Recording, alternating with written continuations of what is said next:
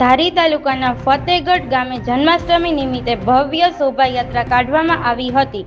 નંદ ઘેર આનંદભાઈઓ જય કનૈયા લાલકીના નાદ સાથે તેમજ ડીજેના તાલ સાથે ભવ્ય શોભાયાત્રા કાઢવામાં આવી. આ શોભાયાત્રા રામજી મંદિરથી નીકળી અને વિવિધ ફેરીઓમાં ફરી હતી અને બહેનો દ્વારા મટકી ફોડી અને રાસની રમઝટ બોલાવી હતી. આ શોભાયાત્રાનું સંપૂર્ણ આયોજન રામજી મંદિરના પૂજારી ભગવાનદાસ હરિયાણી દ્વારા કરવામાં આવ્યું હતું.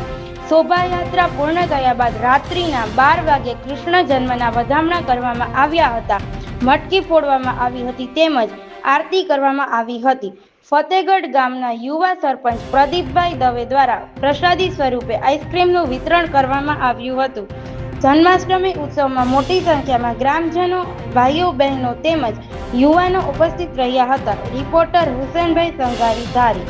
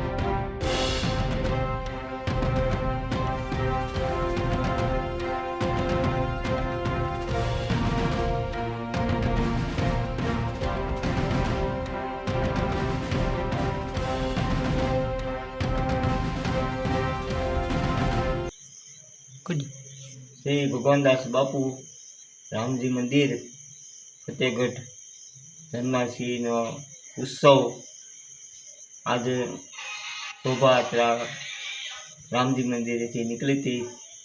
આજે આઠમ ને આખા ગામમાં ભવ્ય રથયાત્રા ફેરવી. આપણે છેલ્લે જન્માષ્ટમી 12 વાગે કાનનો જલમ કર્યો આપણે ને ભાવિકે જલમ ઉત્સવ ઉજાયો ને બધાને પ્રસાદી ભરપૂર આપવામાં આવી.